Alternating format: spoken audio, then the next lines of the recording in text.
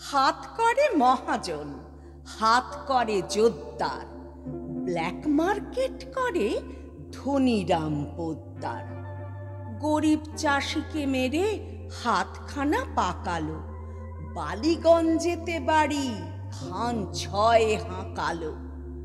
কেউ নেই ত্রিভুবনে, নেই কিছু অভাব, তবু ছাড়লো না তার লোকমারা স্বভাব। একা থাকে তাই হরি চাকরটা রক্ষী, ত্রিসীমানা মারায় না তাই কাক পক্ষী। বিশ্বে কাউকে রাম কাছে পেতে চান না, হরি বাজার করে সেই করে রান্না।